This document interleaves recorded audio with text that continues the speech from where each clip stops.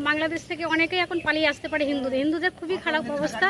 আসার পরে এবার সেটা তো একসাথে যদি অ্যাটাক করে 200-300 জন, তখন ওই বিএসএফরা সেগুলোটা কন্ট্রোল করতে পারবে না। এই কারণে জুট কাটার নিয়ে সমস্ত পরিস্থিতি নিয়ে মাইকিং করে যাতে সমস্তটা কন্ট্রোলে আনা যায়, এই কারণে। বেআইনি অনুপ্রবেশ রুখতে পাট কাটতে নির্দেশ বিএসএফের আধিকারিকদের। বাংলাদেশের অস্থির অবস্থা বেআইনি অনুপ্রবেশ রুখতে বিএসএফের কড়া নির্দেশ বর্ডার পার্শ্ববর্তী এলাকার সাধারণ মানুষকে। বর্ডার লাগোয়া জমি থেকে কেটে দিতে হবে পাট গাছ। বর্তমানে অস্থির অবস্থা চলছে বাংলাদেশে, আর সেই কারণেই যে কোনো সময় ঘটতে পারে বেআইনি অনুপ্রবেশ।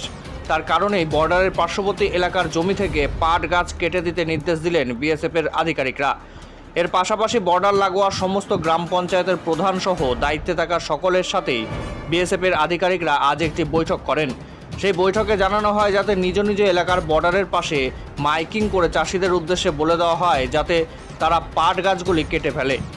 বাংলাদেশের বর্তমানে যা অবস্থা তাতে যখন তখন ঘটতে পারে অনুপ্রবেশ, আর বেআইনি অনুপ্রবেশকারীরা বেশিরভাগ ক্ষেত্রেই তাদের লুকানোর জন্য এই পাটের ক্ষেতকে ব্যবহার করে থাকেন।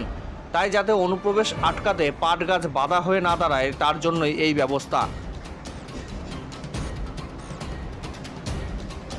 সাহেবের সঙ্গে একেবারে মেন আলোচনা হলো বাংলাদেশের বর্তমান পরিস্থিতি খুব ভালো নয়। এর জন্য আমাদের ভারতবর্ষকে সুরক্ষিত রাখার জন্য প্রত্যেক বর্ডার এলাকার যত গ্রাম আছে এবং যত পঞ্চায়েত আছে তাদেরকে জানানো হচ্ছে যে তারা যেন অ্যালার্ট থাকে এবং বাংলাদেশ থেকে যদি কোনো সাধারণ লোক বা কোনো ঘুষপ্যাট লোক না ডাকে, আতঙ্কবাদীরা না আসতে পারে, তার জন্য সাহেবদের সঙ্গে অ্যালার্ট থাকতে বলেছে, আমাদের কোম্পানি কমান্ডারের সঙ্গে, বিএসএফদের সঙ্গে।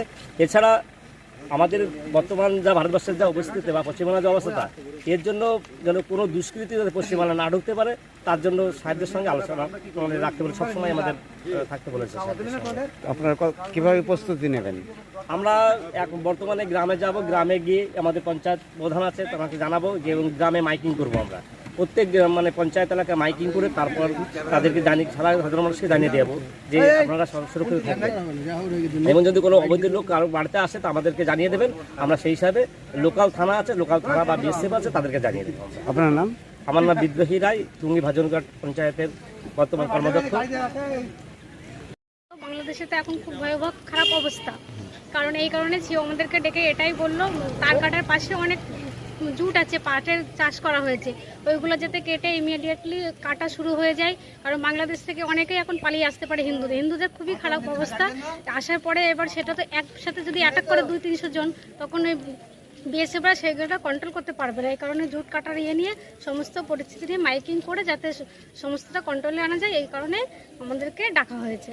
নমস্কার। আপনার নাম? সুচিত্রা সরকার, উত্তর মাঝের পাড়ার মেম্বার আমি।